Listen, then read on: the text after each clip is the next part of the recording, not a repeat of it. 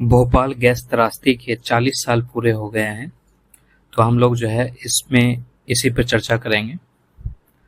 तो भोपाल गैस त्रासदी क्या था, इसका जो है 40 साल पूरा हो गया। जैसे कि 3 दिसंबर 1984 को ये हुआ था, तो आज जो है इसके 40 साल जो है पूरे हो गए हैं। 40 वर्ष जो है इसके पूरे हो गए हैं।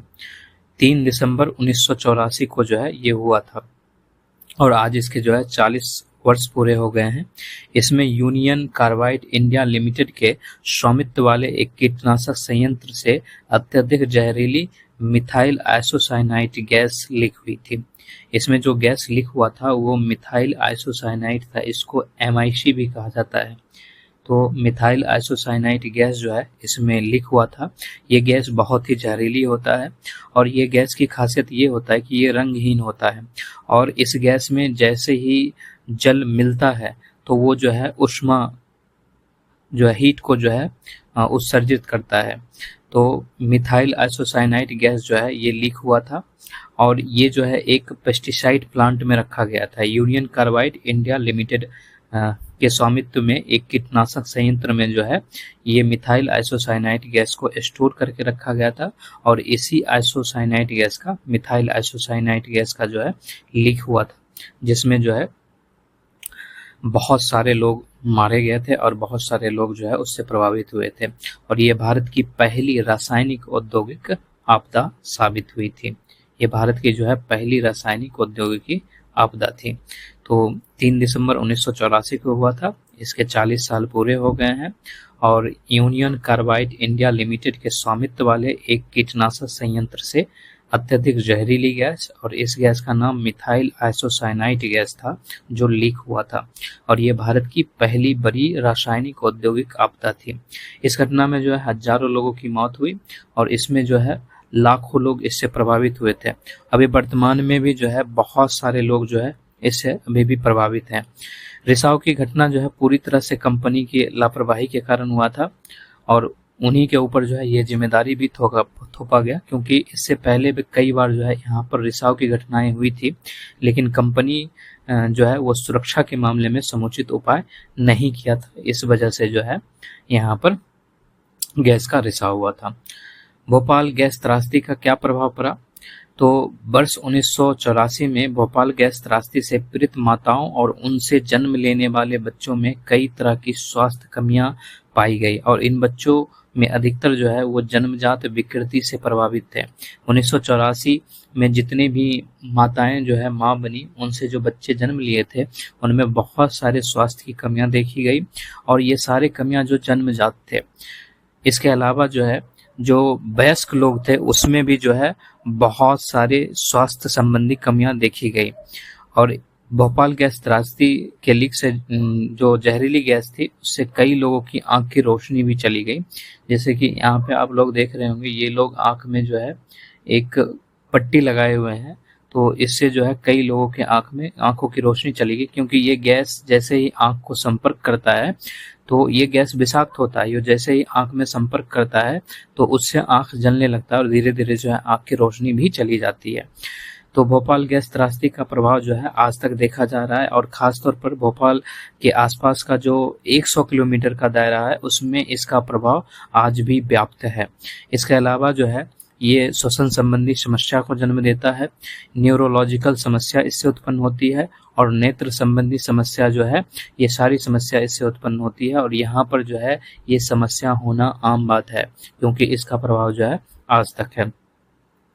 गैस रिसाव के क्या कारण थे? सबसे बड़ा कारण तो ये था कि यहाँ पर खराब रख रखाव वाले टैंक लगे हुए थे और उस टैंक में जो है बड़ी मात्रा में जो है MIC का भंडारण किया जा रहा था और ये MIC जो है बहुत ज़्यादा प्रतिक्रियाशील होता है, ये वाष्पशील रसायन है।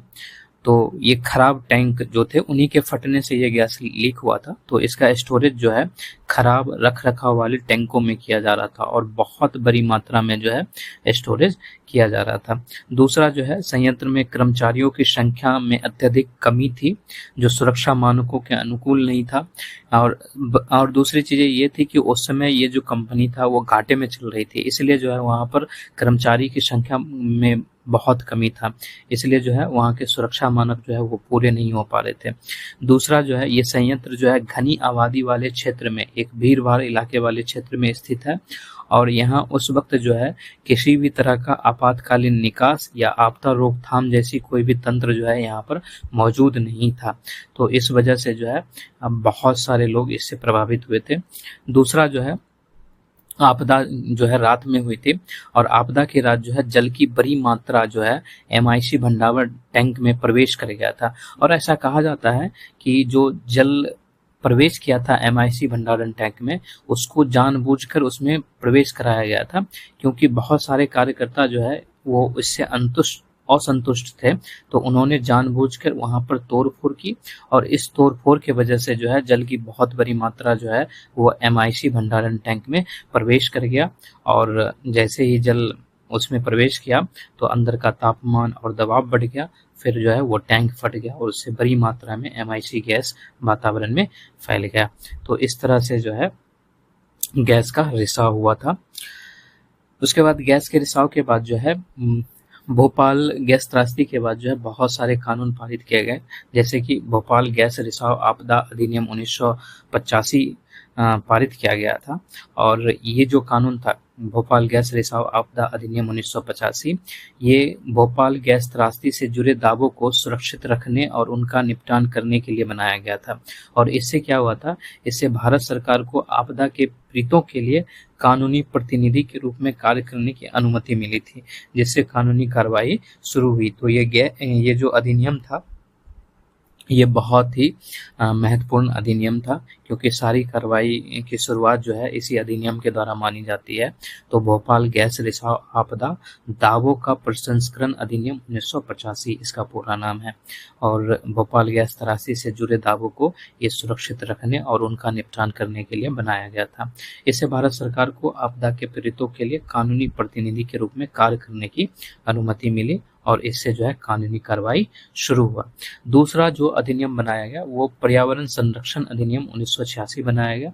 इसे अम्ब्रेला अधिनियम भी कहते हैं। जो पर्यावरण संरक्षण अधिनियम 1986 है, ये अनुच्छेद 253 के तहत बनाया गया था। और हमारा अनुच्छेद जो 253 है संविधान का, वो कहता है कि इसके माध्यम से संसद को अधिकार मिलता है कि वो अंतर्राष्ट्रीय समझौतों को लागू करने के लिए कानून बनाने का अधिकार संसद को मिल जाता है।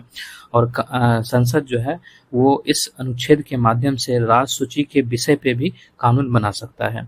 तो पर्यावरण संरक्षण अधिनियम 1986 जो है वो संविधान के अनुच्छेद 253 के तहत जो है बनाया गया। इसमें जो है 26 धाराएं और 4 अध्याय है और इसको जो है अम्ब्रेला अधिनियम भी कहा जाता है, क्योंकि इसके अंतर्गत जो है बहुत सारे अधिनियम जो है और साथ ही साथ बहुत सारे कानून इसके अंतर्गत समाहित हो जाते हैं। बहुत सारे कानून को या बहुत सारी चीज़ों को इसमें संरक्षण मिलता है, जैसे कि पर्यावरण हो गया, मानव हो गया, पौधे हो गए, जानवरों की सुरक्षा होगी, ये सब को जो है इसके अंतर्गत संरक्षण प्राप्त होता है। इसीलिए जो है इसे अम्ब्रेला अधिनियम कहा जाता है। इस कानून का मकसद उस समय यह था कि जो भोपाल गैस त्रासदी हुई थी उससे पर्यावरण का भी बहुत नुकसान हुआ था। तो इस कानून का मकसद था कि पर्यावरण की सुरक्षा करना और भविष्य में अगर उस तरह के कोई खतरा हो रहा है तो उसको रोकना। और ये अधिनियम जो है पर्यावरण पर प्रतिकूल असर डालने वाले गतिविधियों को नियंत्रित करने के लिए एक व्यापक ढांचा देता है। इसके अलावा जो है इस अधिनियम में दंड के भी प्रावधान किए गए हैं।